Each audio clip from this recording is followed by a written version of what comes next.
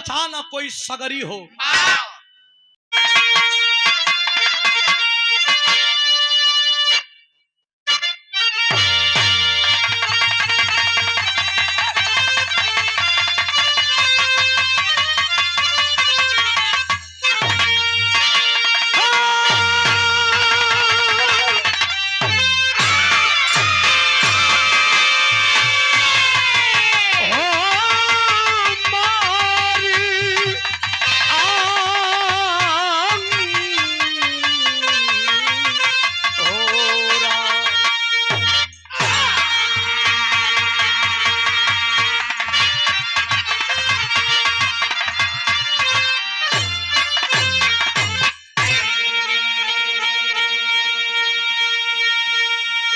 अच्छा एक चीज बता दी हलो, जब वही कुल बाजत गावत है तो शब्द समझ में आवत है कि ना आवत है ना।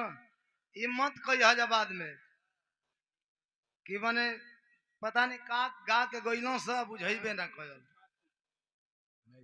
ठीक, तो हम लास्ट बार भैया कहत नहीं अगर एक पॉइंट उठे तो उठा द, हमके संतुष्टि खाती खाली और सीटी नहीं थोड़ा सा हारन तन की कम कर दे तो। हेलो हेलो छोड़ दा। आइए एक बिरहा सुनिए। यह आजादी जो हमें मिली है,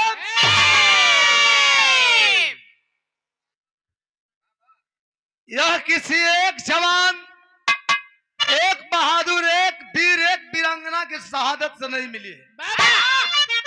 हजारों लाखों जवान अपने प्राणों की आहुति दिए तब जाकर के हमें इतनी बड़ी आजादी मिली है। आइए नाम हम कितने जवानों का लें, हम थक जाएंगे, लेकिन जवानों जो शहीद के लिस्ट में जिन जवानों का नाम है वह नाम खत्म नहीं होगा। लेकिन उसी जवानों में से एक जवान की चर्चा जरा सुनिए। वो जवान कैसे थे, उनका जोश कैसा था, उनका जुनून कैसा था।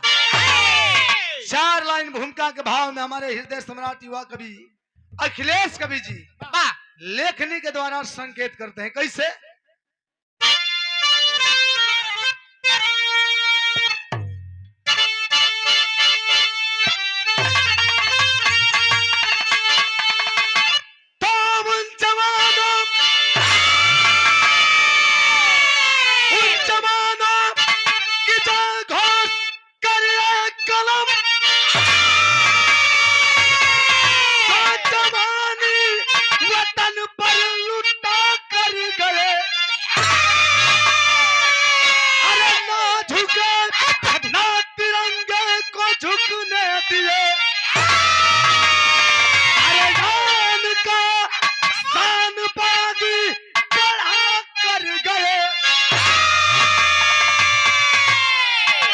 लाख आंधी या तूफान आए भले, अरे पग हटाना कभी पीछे दिलेर का।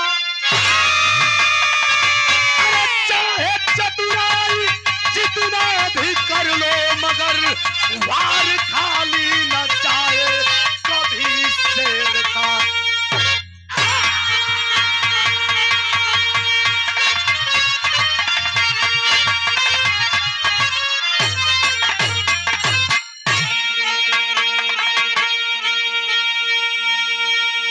भाई मॉनिटर का आवाज उठा दे, बैठा तो बोल ले सुना था, लेकिन है जो साफ लगे के चाहिए। नीचे ही से आवाज आवता कि आवाज बैठा था। तार खसले बड़का न तो कैमरा के चलते हाई डाउन होगा तो कैमरा निकलवा दे, सादा मोबाइल से रिकॉर्ड करी हम लोग। पिन के चलते हमनी के कष्ट मत दा। पिन उन निकाल दे भैया, तनी धुन उन रिकॉर्ड कर जा, बिरहा में काम मिली, निकलवा दे जा थोड़ा सा हमनी के निकाल दे भैया।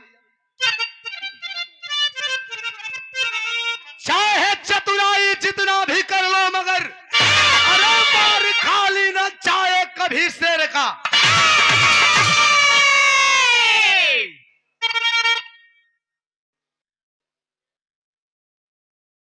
भैया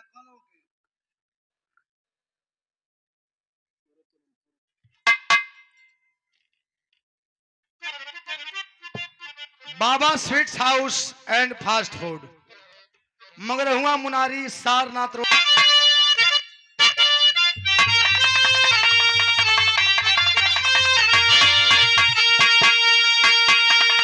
कोई मासूका, कोई अदाकारा, कोई फनकारा। फन काढ़ा ना, फनकारा मतलब जे जौने चीज में माहिर हो, परिपक्व हो, परिपूर्ण हो। अगर मर्द हो तो फनकार, और लेडीज हो फनकारा। कहती है कि मैं नाजे हुस्न हूँ, मैं नाजे हुस्न हूँ, तुम मेरा एहतराम करो। अरे जवानी नाम है मेरा, मुझे आशिक कहा कि मैं तुम लोगों की जवानी को सलाम जरूर करूंगा, लेकिन उससे पहले काम करना होगा। क्या कहा?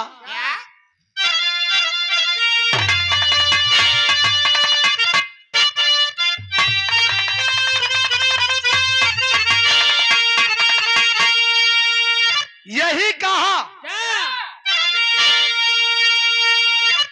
कि तुझे सलाम,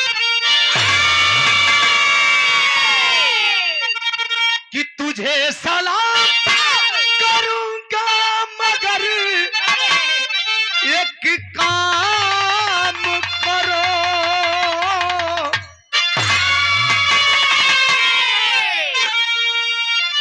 कि तुझे सलाम करूंगा, मगर एक काम करो। तू अपनी मस्त जवानी हमारे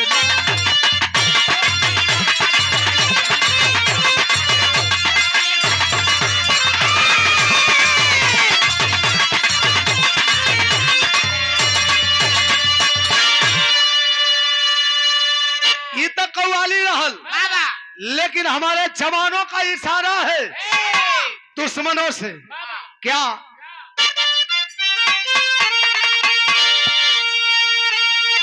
कि चढ़ा दे सूली, गले डाल दे जंजीर, भले पतन की लाज बचाने वाले।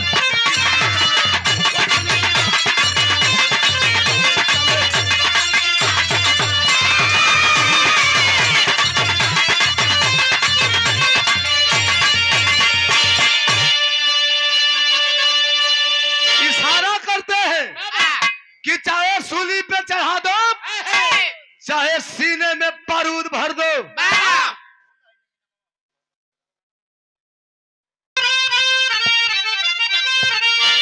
कि धारा की गोद में,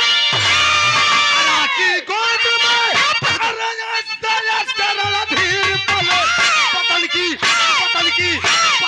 लाज बचाने वतन के तीर।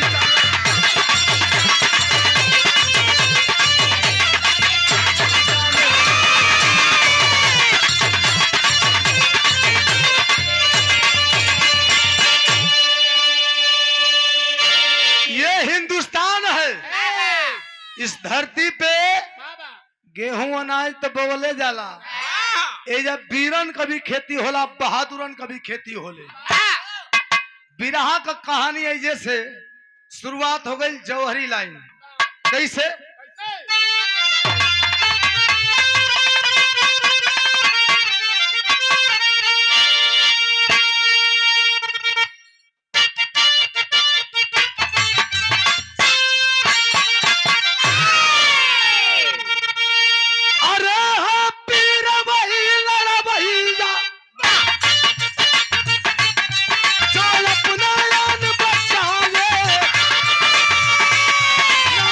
कभी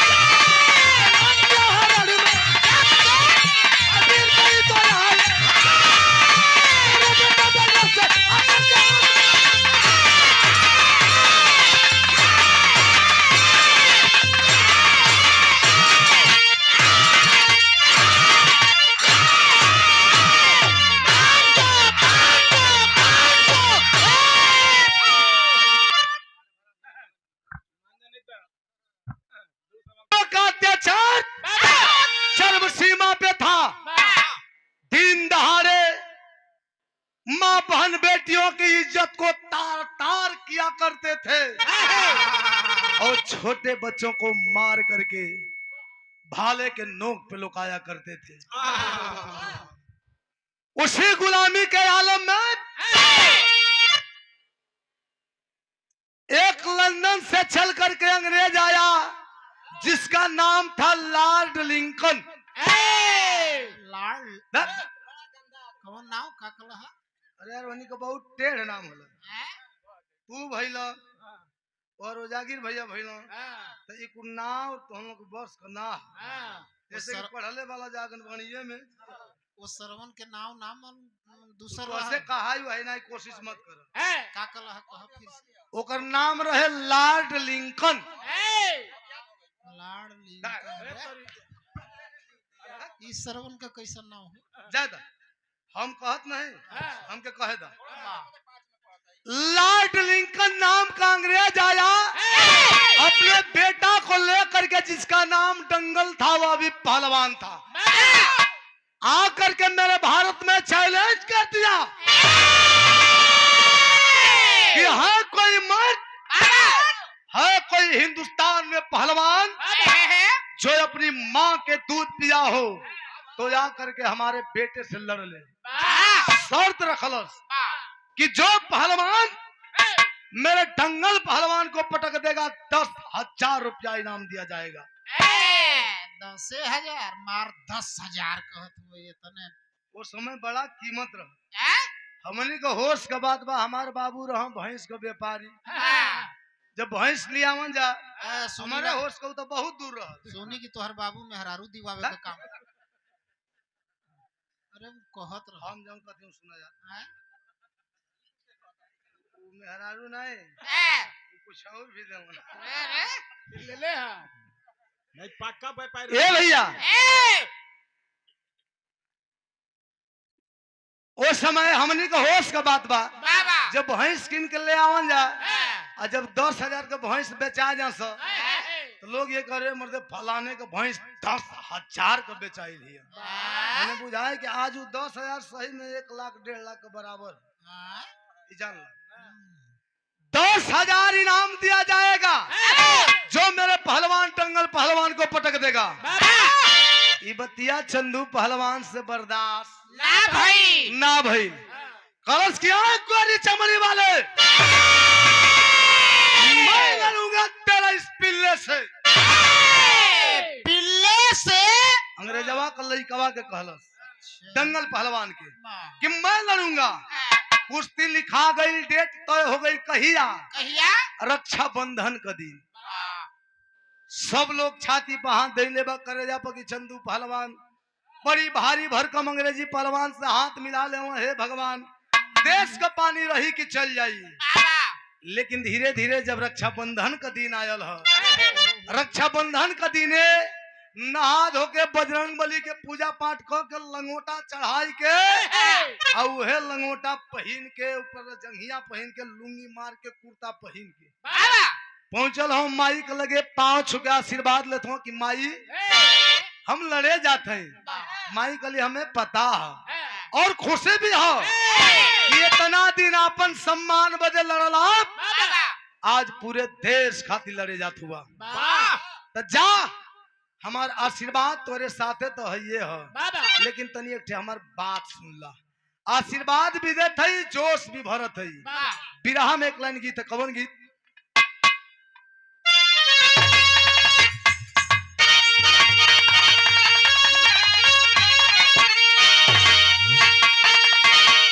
वह तर्जबा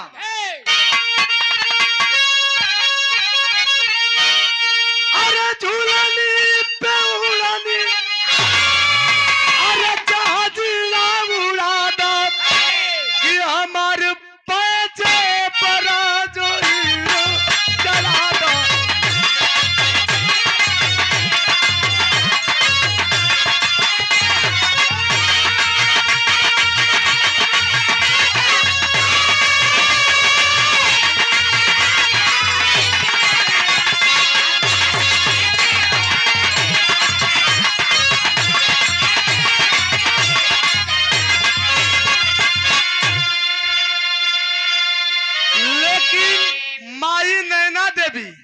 चंदू पहलवान के आशीर्वाद तो देते हैं, लेकिन हौसला बढ़ावत है, जोश भरत है। कैसे? अरे चंदू ते माई, चंदू ते माई, अरे कहेली समझा के, अरे हमारे सेराबा लड़िया दंगल में जाके, हमारे सेराबा।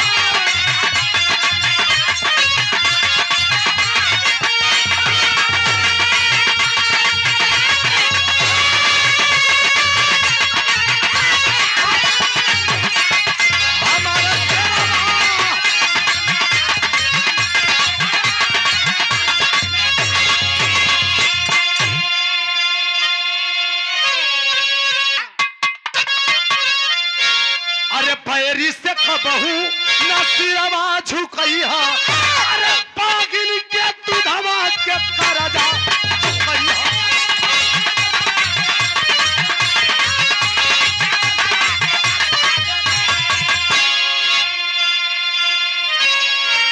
अरे रोब झारत बाटे हम, रोब झारत बाटे हमारी, अरे धरती प्रजा के हमारे जरा।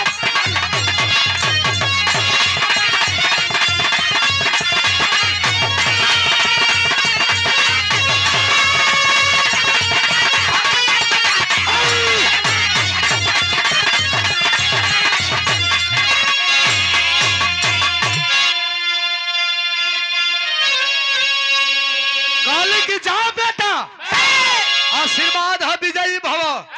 लेकिन एक बात जान लो, ये जमाना जाने ला, इतिहास साक्षी बा कि दुनिया में कौनो बेटा अब तक अपने माई का दूध का कर्जा ना चुकौले है। लेकिन आज तू ये कुश्ती जीत जाइबा तो हम समझब कि दुनिया का पहला बेटा होइबा जौन अपने माई का दूध का कर्जा उतार दिया। माई का आशीर्वाद लेके पांव का धूली माथ पर लगा के आगे बढ़ल। बहिनिया जवन मधुबाला ही हो, रक्षाबंधन का दिन हो, आरती का थाल बा, ओई थाल में रक्षा हो, राखी जे के कहल जाला। खड़ा बिया, आरती उतारत हिया, एक टक देखत हिया, कहला कि का ताकत है। माई कहबे कैले से लड़े जाता नहीं तो जवन बुझायल है, तोरो मन में अगर कुछ होके तो बोल। तो कहलस कि बहुत कुछ ना है, हमें कई बात कहब। का कहतिया? गीत बदल गई।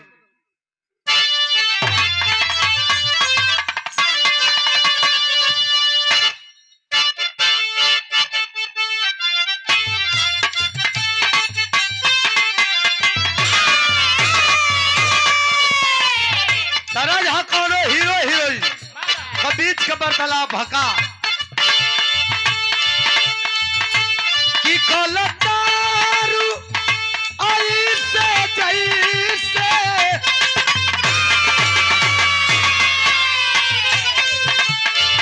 कलतारू ऐसे जैसे सरसों के दगिया ताजा।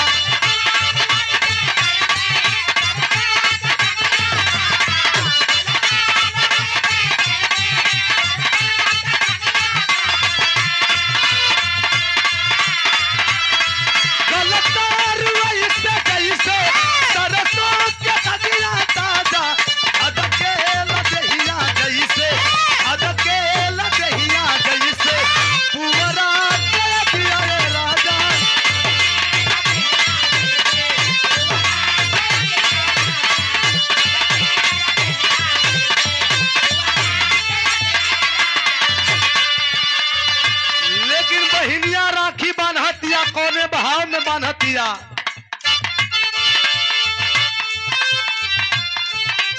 कहे कि किरिया धराई राखी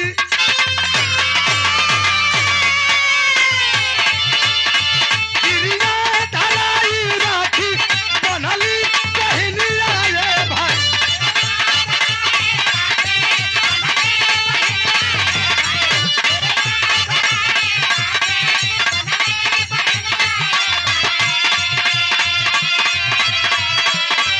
किरिया धराई राखी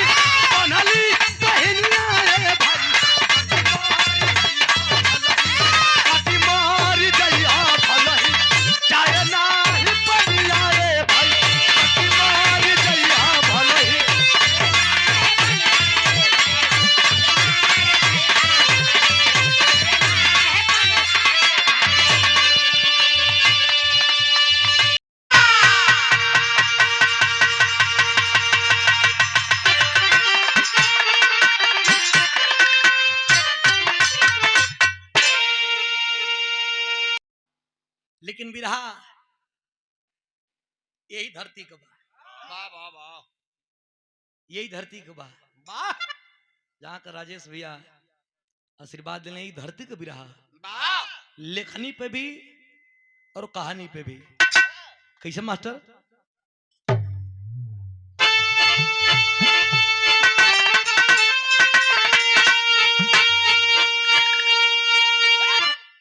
तो चट्टान को अरे ठोकर पर न जाए, अरे की हिम्मती हिलाया जो हिमराज का, अरे काल के काल में अरे घुस के दुश्मन को मारा, अरे मान मर्दन किया रण में रंगबाज का, और रुके ना झुके ना हटे जो कभी ना, पिला के लहू प्यास दिल की बुझाया, असल वीर होते हैं संसार में, अंधेरी निशा में दिशा जो दिखाया।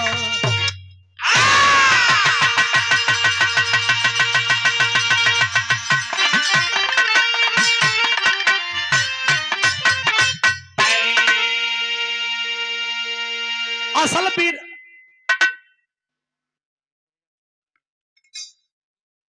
असल वीर होते हैं संसार में, अंधेरी निशा में दिशा जो दिखाया। जे रूम में मकान में रहे वाला आदमी ओकर मोल ना बताई, जे ओके बनैले है ऊ ओकर मोल बताई। हई कपड़ा बाबू लिया के दे देत हवा त लइका ओकर मोल ना जानी मोल बताई हम बाबू जौन खून पसीना एक करके वाह और कपड़ा खातिन अपने बिना कपड़ा हो गए। लोग कहला कि जहां मैं तहां मैं नहीं प्रमोद भैया वाह समय और समय का नजाकत के जे ना समझलस समय ओके बेसमय कधलस। हेतना भैया लोग बड़ा दुनिया में जे समय का कदर ना कैलस तो समय ओके बेकदर कधलस। 1,00,000 पूत 1,25,00,000 नाती ताही रावण घर दिया न। रावण भी बहुत बलशाली रहल, लेकिन समय का कदर ना। बल मिलल, बुद्धि मिलल, ताकत मिलल तो शनि देव के लिया के घर में बांध दलस। लक्ष्मी के लिया के, कुबेर के लिया के चूल्हा चौका करावे, नारायण के स्वयं नारायण के अपने पैर के नीचे मूर्ति बनवा करके दबा के रखे। समय का कदर ना और वे भयल बिना समय का भैया है, समय का कदर ना भयल। तो रावण का 1,00,000 पुत्र 1,25,00,000 नाती रावण भी मारा गया, कुंभकर्ण भी मारा गया और मेघनाथ भी मारा गया। अब कोई बचा नहीं है। महल वीरान है, जहां देखो तहां चीत पुकार मचा है। विधवाओं का तांता लगा है पूरे लंका में। मंदोदरी रानी अपने कलेजे पे रख करके हाथ सोच रहे कि वाह वाह रे रावण, जिस रावण के महल के तरफ किसी की नजर उठा करके हिम्मत नहीं थी, और रावण आज नहीं रहने के बाद लोग कुछ भी बोल के चले जा रहे हैं। बार फैला करके और महल में रो रही है कि वाह रे रावण वाह। तब तक इतने बुड़की एगो लड़का का वहां आगमन भाई, और रोवत देखलस मंदोदरी के निहुर के कलश की दादी रोवत होगा। पलट के देखलस की पूरा लंका वीरान एगो दिया जराए वाला कोई नहीं। दादी के का था? कलश बेटा तुहार परिचय? कल परिचय हमार का बताई? मेघनाथ का बेटा है। कल मेघनाथ का बेटा हम तो के ना पहचाना थे। कल कैसे पहचानबू? जन्म से ही अपने ननिहाल में पलल हैं। एजा काइला बेटा ओइनी अपने बाबूजी मेघनाथ का और अपने दादाजी रावण का दर्शन करे। मंदोदरी कहाँ कहाँ से झुरा गई, बड़ा गलत समय पहला लाल बहुत गलत समय। कल कैसन गलत समय? मंदोदरी कहत बे का कहत बे मास्टर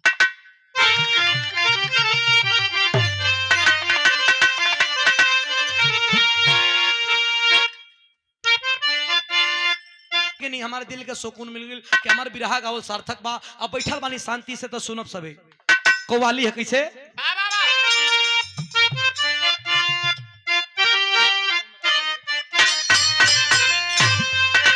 उहे कव्वाली बा।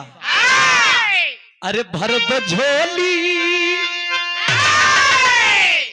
भर दो झोली मेरी या मुहम्मद, भर दो झोली अरे मेरी या मुहम्मद, लौट कर मैं न जाऊंगा खाली। भर दो झोली मेरी या मुहम्मद, लौट कर मैं न जाऊंगा खाली।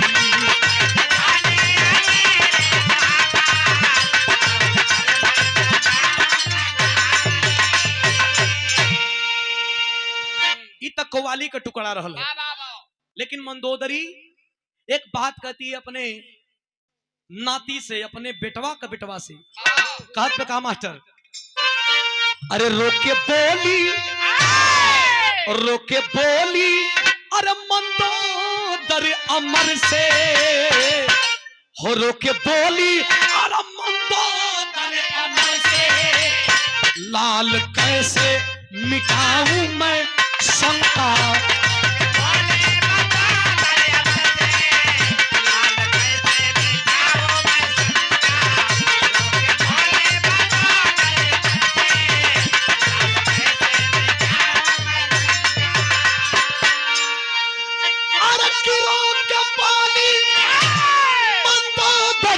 अमर से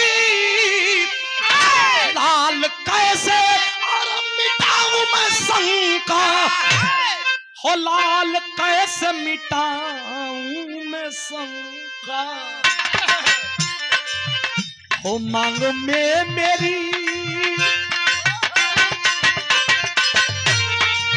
हो मांग में मेरी राख भरी है, हो मांग में मेरी अरे राख भरी है, देख ले राख है सारी लंका। हो मांग में मेरी राख भरी है, देख ले राख है सारी लंका।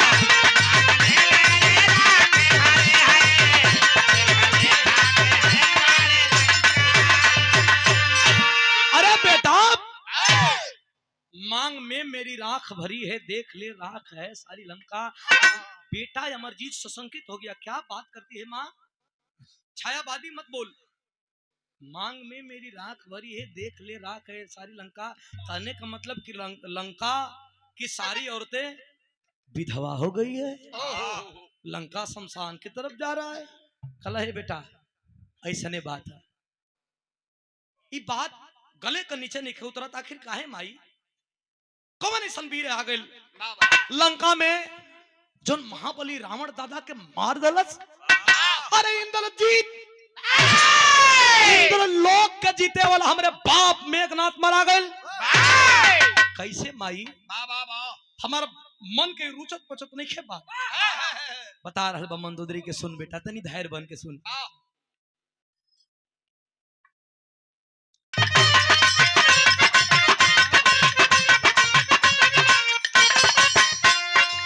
हरण सीता का कर पितामह तेरे लाए थे, हरण सीता का कर पितामह तेरे लाए थे, नार के वास्ते रघुबर भी लड़ने आए थे।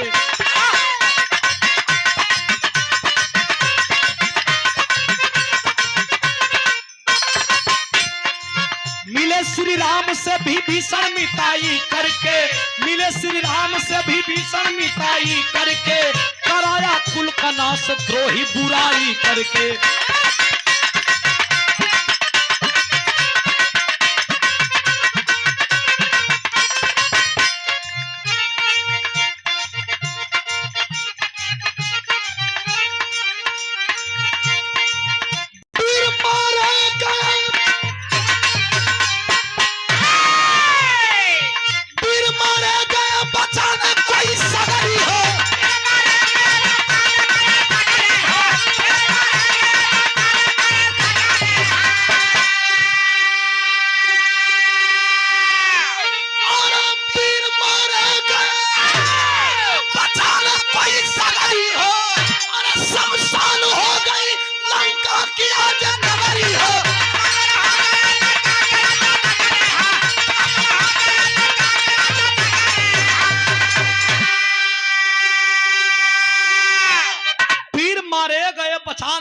सगरी हो, शमशान हो गई लंका की आज नगरी हो। अयोध्या से राम आए थे और उनकी धर्म पत्नी को सीता को हरण आपके दादा कर लिए थे। लंका में लेके आए। विभीषण लंका का राजा और रावण का भाई जाकर के हाथ मिला लिया। पूरा चौपट हो गया बेटा, अब तो कुछ बचा ही नहीं, क्या कहूं। आंख लाल लाल कलर, छोटी एगो लड़का बारूद रहल, जहर रहल, आंख लाल लाल करके कलश की तब माई तो राम लक्ष्मण से पहले तो हमारे तो विभीषण दुश्मन भयल। विभीषण के मारे के चाहिए, पहले राम लक्ष्मण से पहले विभीषण मराई। प्राण कैलहलस, आज जब प्राण कैलहलस तो विरहा में एक तरज में मास्टर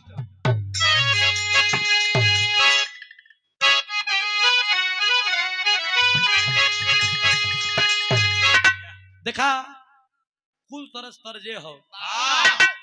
उन्हें तनी हिला के जगावल जा बड़का बाबूजी के, इधर इधर इधर बड़का बाबूजी, अरे नहीं आंगवा बैठल बनी बड़का बाबूजी, हाँ आपे के सुत जा तनी यहाँ के तनी, हाँ तनी सुनल जाओ जी, हाँ आपे के पाके हम गाव तनी 5-7 मिनट और बर्दाश्त कर ली। हम जाना तनी कि कुल नींद बर्दाश्त हो जाला, भोरहरी वाला नींदिए ना बर्दाश्त, आदमी तकते तक सुत जाई पता नहीं चली। यहाँ बहुत बेकार समय तो तनकी साहब 5-7 मिनट सुन ले। आप लोग के पाक के गाँव थे कैसे मास्टर, कुल तरस तरजे है लेकिन हाई तरज, अरे बाप रे बाप, कोनो लड़की का गवना हो गई, एक घर बिरहा में बड़ी जोर चलल है, बांगुड़ बा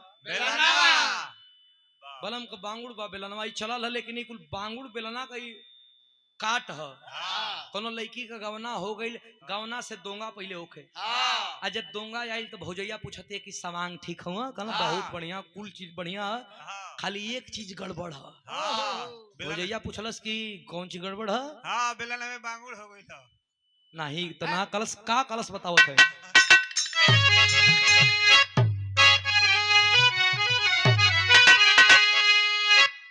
पढ़ता है आप लोग लगे हैं पहले का तरज का, आपका तरज का, पहले का तरज कितना बढ़िया रहे, मजा भी आ जा, क्योंकि दिक्कत भी बुरा भी ना लगे, केहू का सलील जनीबे न करे।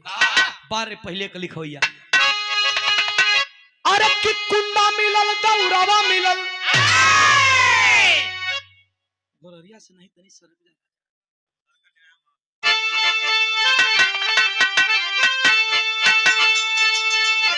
अरे कि कुंडा मिलल दौरावा मिलल, अरे कुंडा मिलल दौरावा मिलल, अरे पहुरावा मिलल ये भाऊजी, अरे रतिया से जरिया पनिदिए न आवे, मौगवा मिलल ये भाऊजी,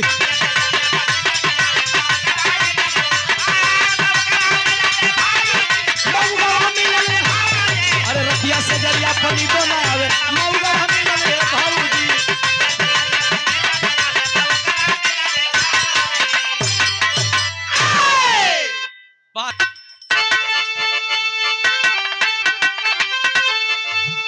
अरे कि कुंडा मिलल दौरावा मिलल,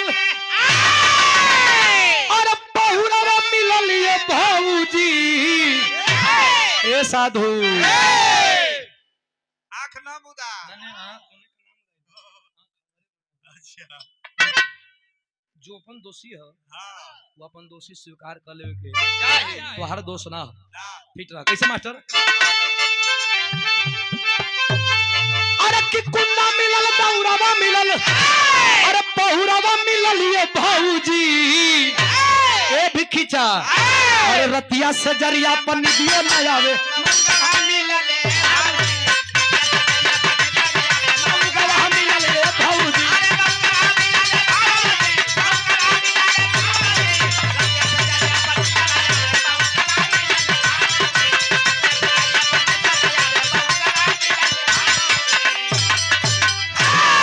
मेहरारू को कष्ट ही रहल कि रतिया सजरिया पनीत बेगे के गोड़ तो हाथ बेगत है, लेकिन भाव कितना बढ़िया बा मास्टर,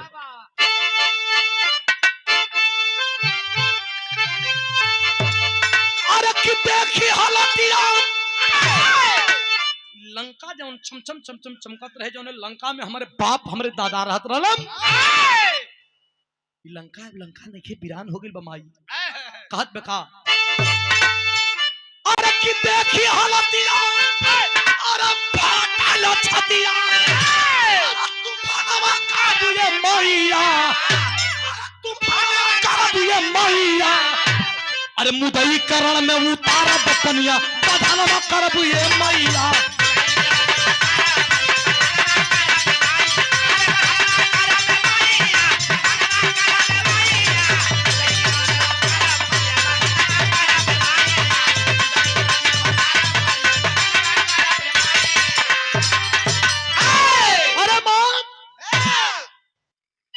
मैं अमरजीत मेघनाथ का बेटा मारूंगा पहले विभीषण को मारूंगा राम लक्ष्मण मेरा दुश्मन नहीं है मां मेरा दुश्मन पहले विभीषण है और तेरा बेटा मेघनाथ नहीं है मैं तेरा बेटा बन करके और अपने बाप दादाओं का बदला चुकाऊंगा क्या कहत बा अरे बन के मेघनाथ माई अरे गोदी तोहरा भारा पे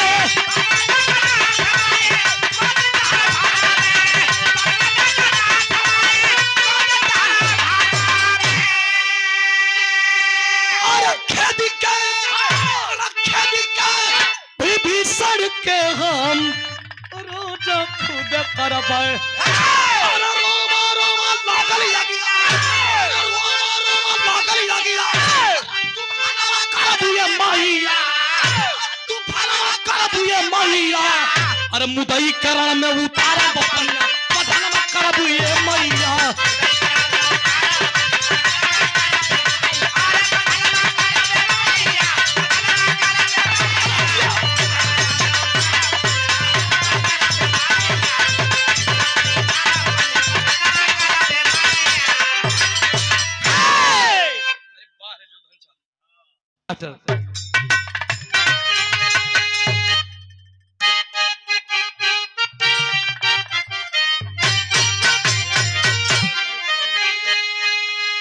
देखा मेरे गुरुजी का बड़ा फेवरेट तरज हमनी का कौनो मेहरारू अपने सासू अम्मा से बड़ा तबाह रहे तंग रहे कहत बेका हाँ अरे का पगला गइलू का पगला गइलू ना मेहरारू कहे अरे कि का बौरा गइलू ना या का बौरा गइलू ना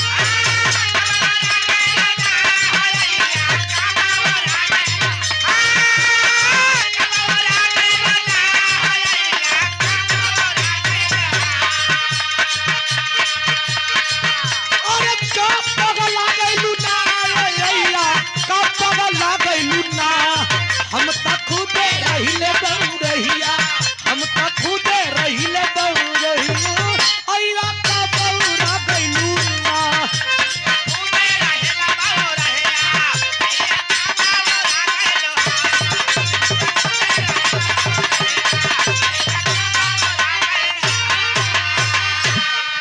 लेकिन बरहे तरह पर इसका लइका रहल जहर और बना के रियाज पानी जब चलल हो